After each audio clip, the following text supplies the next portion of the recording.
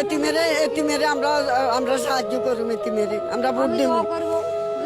আমি একজনে 10,000 ভোট দিব তারে কেড়ে। আমি কইতেছি, আমার কথা শুনেন, দিমু মানুষের ডাকি ডাকি আমি দিমু, আত্মীয় স্বজন যত। আজকে যা খালেদা জিয়ার দেখছি আইছি, না পারি নেই তো, কেউ জাতি দেয় না আমারে। আমি এত কষ্ট করে বাড়ি কেউ জাতি দেয় না, তাই আমি এখন সব জায়গাতে ঘুরতেছি।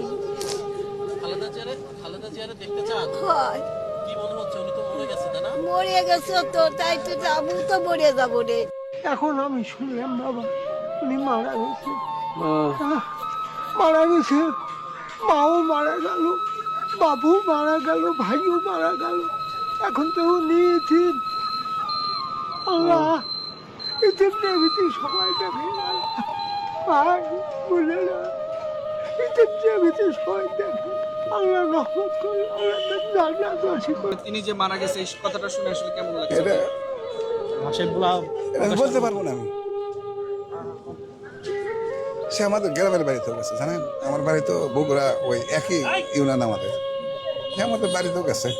দাফনটা জানতে পারলে আমি যাইতাম, দেখতাম কবরটা দেখে আইতাম, মার মুখটা একটু খুলে দেখতাম।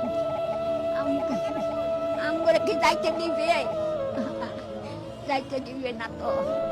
খালেদা জাতীয় নেত্রী আছি, নাঙ্গরে প্রধানমন্ত্রী, তারে খুব ভালোবাসতাম আমরা। মারা গেছে শুনে আমরা খুব কষ্ট হয়েছে, আমরা খুব। আল্লাহ রহমত করুক, আল্লাহ জান্নাতবাসী করুক।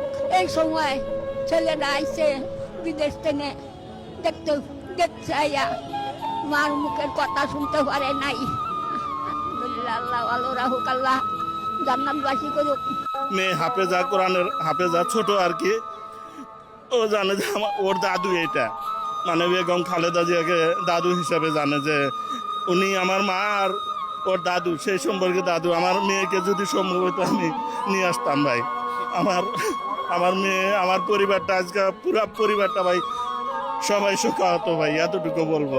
কষ্ট করে আমরা গাড়ির ইঞ্জিন কভারে এসেছি, শুধুমাত্র আসছি আমাদের নেত্রী বেগম খালেদা জিয়া। উনি দেশের জন্য, মানুষের জন্য অনেক কিছু করেছেন, সকল শ্রেণী পেশার মানুষের জন্য। উনি সবসময় দেশকে নিয়ে ভাবতেন, জনগণকে নিয়ে ভাবতেন।